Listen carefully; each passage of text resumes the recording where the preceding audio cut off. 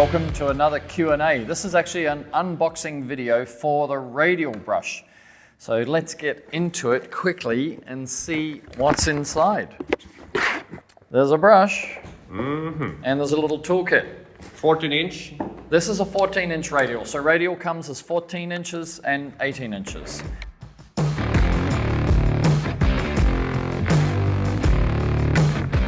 The reason you'd use a 14 inches on normal small windows, regular sized windows. The reason you use an 18 inch. Yes, there it is. Yep. So you can see the difference in size. If you're cleaning bigger windows, then you'll use a wider brush to cover more window with the less strokes. Yeah, especially if you have a 32-inch wide window, like a standard window, 32, 34, then you can follow the left frame, follow the right frame, and overlap in the middle. So you're just two sets of actions, to clean the whole window. That's the key to efficiency, is your technique. Okay, so every radial brush comes in a PET box so that you can reuse it. So you can actually have this brush on your pole, and you can use that box afterwards to protect it. Or if you've got loads of brushes, like if this is in the Elite pack, both of these brushes are in the Elite pack. And if you have loads of brushes, then obviously when you're not using a brush, you want to protect it. So it lasts longer. Okay, that bit of cardboard is just there to protect it while it's in transit. And this is a Radial brush. So we should start. What do you think, Martin? Start from here and work our way there. Yeah, I think we start with Gooseneck. Okay, so this is the Gooseneck. We call it Pivot. It's a swivel gooseneck. And the stem, so this one is a radial stem. It's also available, this part here, the stem, that's the stem. It's available with the Unger Euro thread. So if you have a standard tapered Euro thread pole tip, it looks like that with the thread, as compared to Acme looks like that.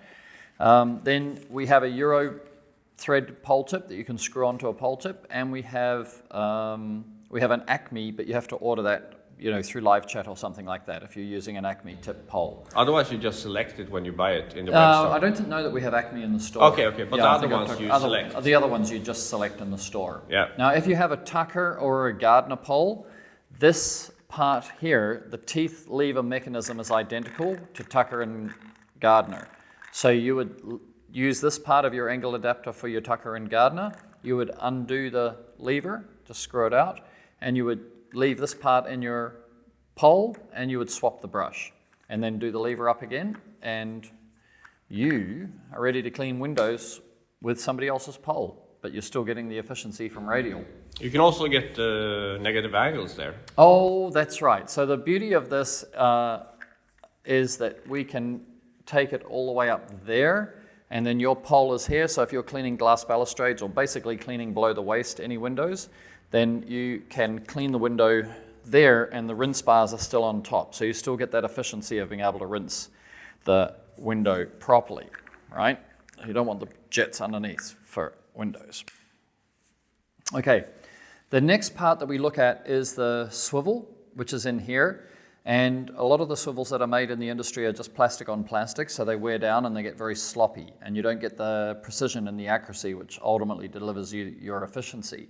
So this pivot function in here is made of stainless steel with a brass bush. So it's metal on metal, and that's what gives it its long life to go with the brush.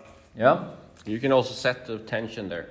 Oh, yeah. Yes, because you get this little kit. And in the kit, Martin's ahead of me, beside me. Oh yeah. Right, so we give you this tool here, which is like a hex spanner.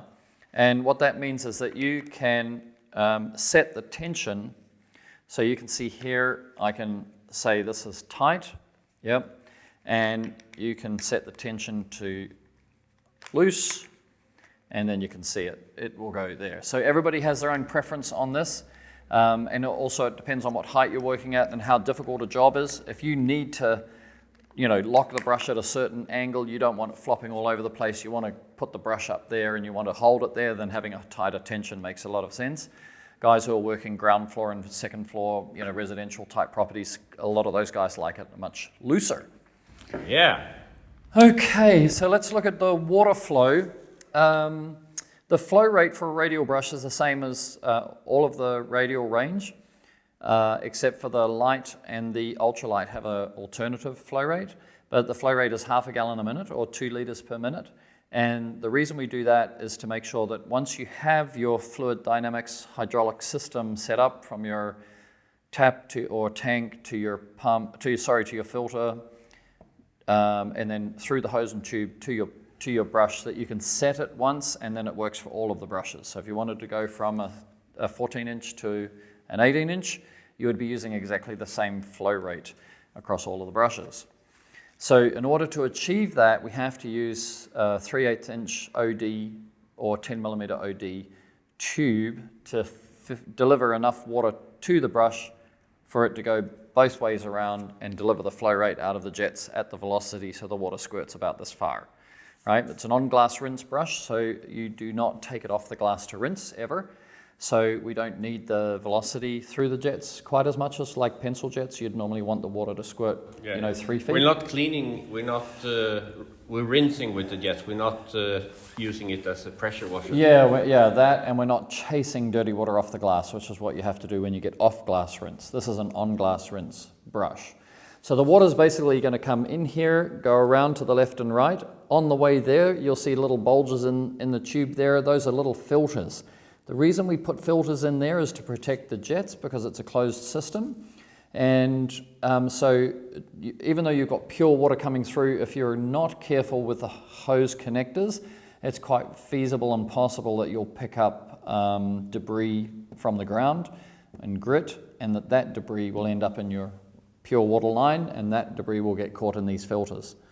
Some guys take this tube off and just replace it with Rhino tube, like a 5/16-inch tube, and then they get a slightly higher flow rate. But in that sense, they get a potential problem. If that potential problem happens, that's a DIY job, right? If that potential problem happens, if the jets get clogged, blocked, basically, blocked, right? We give you a little pin, and you have a chance at getting the debris out of the jets. So also included in that little pack is base jets. So let me hold those up there. So these are base jets, and they would be fitted in here, and we have a video that teaches you how to put these in. There's 4 jets here, 4 jets there, and 26 jets across the top. So you need you need more than 1/2 gallon a minute and about 2.5 liters a minute to operate with the base jets at the ideal flow rate. So they are in the pack. We include them. Not many people put them on, but we include them so that you can, because if you do have more flow rate, you should use it because you'll become more efficient with it. Okay, so the water comes in the bottom, around to the left, around to the right, and joins the rinse bar here. And the rinse bar is designed specifically to be able to put the water where you need it. And the most important thing is that the water comes from the rinse bar and ends up over the outside of the bristles when they're splayed against the glass. So the water's going to come right out here. Bending the water, basically. We bend the water, so it comes in here and then goes out that way.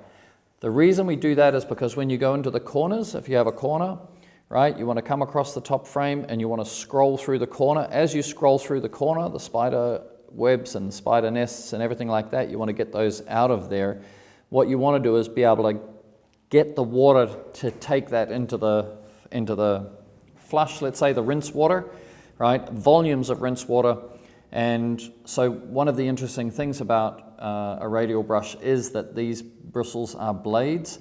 The water does, if you held this against the glass in normal action, you will not see water coming through the brush. It's always held on top of the brush. So that's why when we go through the corner, we angle the brush down the frame, and then all that water will come and flush, especially those sticky spider webs. They are nasty, right? You can spend a lot of time chasing spider webs off glass, and that's all money. That's the pivot function too, so you can angle the brush. Yeah, the pivot, when it's on a pole, as you twist the pole, you can just really, really control it. If you can't control a radial brush properly, chances are the pole that you fitted it to is not a rigid pole under the application or the height that you've got it at. And so if you wanted to experience what it would feel like, do ground floor, because all poles are rigid at ground floor, and you'll understand how much faster you can work if you've got a precision and accuracy is driven by the rigidity of the pole. okay, because it's acting as an axle and a drive shaft, yeah? So the jets are all based around half gallon per minute. The water's going out in the right direction. It comes out in a fan like this, so like a radial pattern with the water. And you want it squirting 10 inches maximum, because the brush is never coming off the glass. It's an on-glass rinse brush. I think that pretty much covers the whole water system, doesn't it? Yeah, as far as I can tell, yes. Okay, let's go to the frame. The frame is aluminum or aluminium in Australia, New Zealand type places. And it's got channels inside it, right? So everything's slidably engaged. So the bristles are slid in from the left and the right. And we have 7, 1, 2, 3, 4. We have 6 rows of bristles. Outer bristles, inner bristles, and inner bristles, yeah. Harder bristles. So we'll talk about that. So the bristles themselves are the highest quality of bristle we can buy. Those of you who know the history of the constructor brush and want to understand how constructor brush became radial, constructor brush was made with bristles that were melted into a spine, and then that spine was slid into the brush. And the difficulty that we had was we couldn't, every plastic has a different temperature, so the higher quality bristles actually have a higher melting temperature, and so we couldn't actually master how to get this melting. So we've changed to steel in 2019. So now these bristles are mounted in steel. There's only a little bit, it's not very heavy in the overall scheme of things, but what it does mean is that we can use the highest quality of bristle. The melting temperature of this bristle is 230 degrees Celsius. The working deformation temperature is 120 degrees Celsius, which is higher than the boiling point. So those of you who work in Fahrenheit, the Fahrenheit is 212 is boiling point. So higher than 200 degrees Fahrenheit, the bristle won't deform.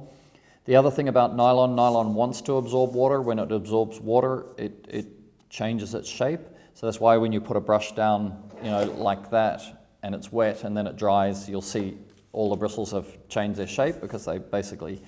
They're good to use the protection box there.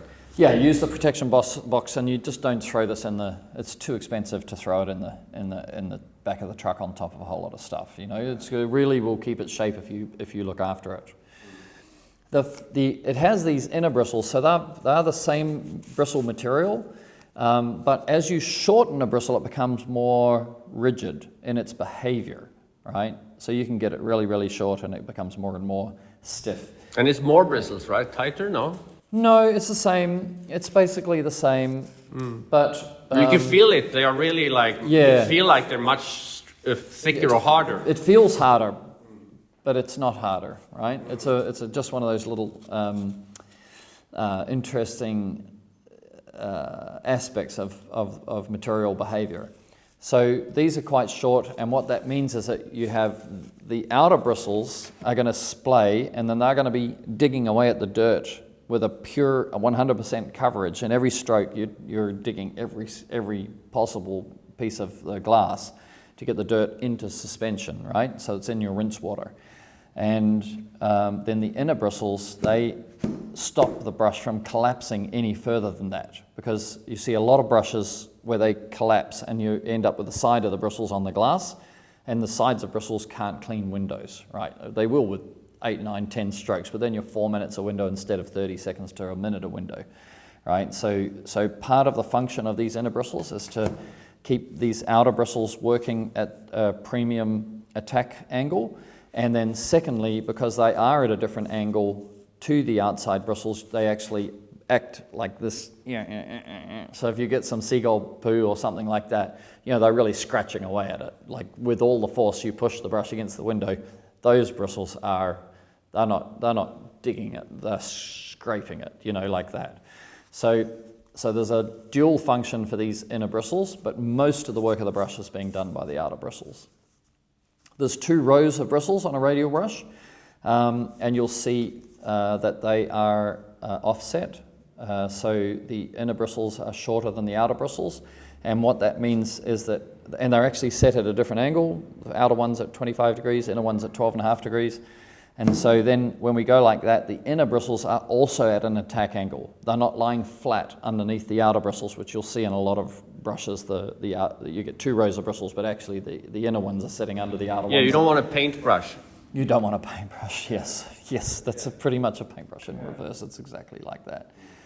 So there's a lot of the efficiency of window cleaning is driven by understanding the physics of a brush. And we've gone through the whole process of looking at the bristles on the glass and looking at the bristles on the glass through glass and understanding that if the inner bristles go underneath the outer bristles, you see this layer of bristles, but so many of the bristles aren't even on the glass. So we do all sorts of things, like we trim them after they're set so that all the bristles are angled at the right angle and everything like that. The end of the bristle is on the glass, basically. Yeah, and they're not. We try and trim them so that the bristle tip is actually a tip. You know, when it's compressed against the glass, which is its operation, right? So. One of the points about all radial brushes, because we use these blades of bristle, then the water doesn't go through the brush. So when you press this against the glass with the water flowing, you won't see any water under the brush. So the benefit of that is that we get all the rinse water that's coming out of the jets goes above the bristles, falls down onto the bristles, and then becomes part of your flush. So when you're using it, you would angle the brush down against the frame, angle it against that frame. And that way, all of the water is going to one side. All of that water is just taking the dirt away so that the last thing on the glass is your pure water. If the last thing on the glass is your pure water and you haven't made a problem at the top on the top edge, we'll talk about that, then you have a spot-free window with an on-glass rinse. I didn't mention before that the other part of this angling of the jets out like this is that if you're using half gallon a minute, then gravity actually changes the behavior of the jets. So we're going across the top edge like this, and these jets, the jet stream from these jets will drop down, and they'll just be on the bristles. They won't be above the bristles, so they won't bring dirt into your rinse water. Where did the water that was going to go there go?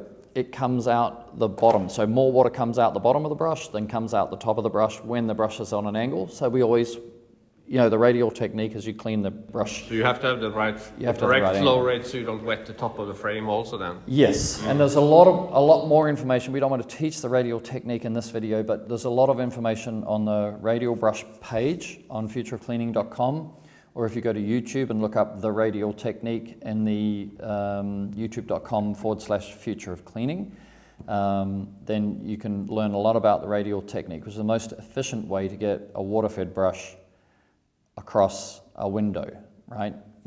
It's just all efficiency. It's all science. And also the end caps, I think. The end caps, yeah. So last but not least, these end caps have a soft TPE, like a soft thermoplastic elastomer cover on a hard plastic POM end cap, if you want to know all the signs. And the intention of that is they act like a bumper. Now, we're currently in March 2022, so we have some polyurethane one-piece end caps. We have a mold for those, which is just waiting to be tested. So, sometime in 2022, we'll be able to release a single end cap, we hope. But also all the bristles are going outside the block, so it's never, you can always reach the corner. Yes, outside the block. We see guys who use what was the Tucker technique, which is basically bash, bash, bash, bash across the top, and if you've got a floppy pole, you're really going to bash the frames. You don't need to do that to clean a window at all.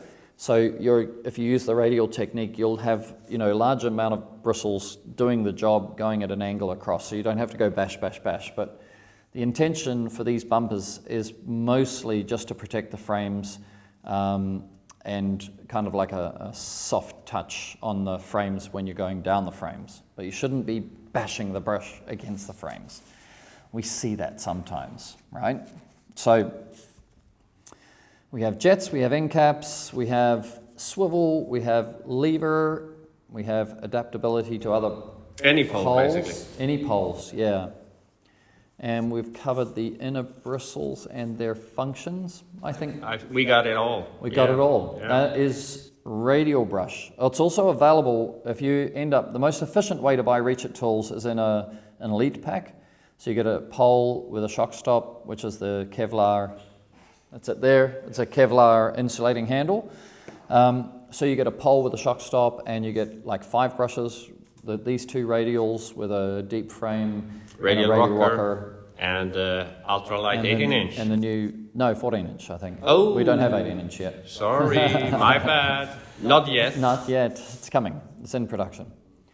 So that's the most efficient way. But short of that, if you've already got a water-fed pole and you want to upgrade your performance and your efficiency, and you want to switch to a radial brush on your existing pole, then we can do that. Did we talk about why we have a 10mm there? Do you remember?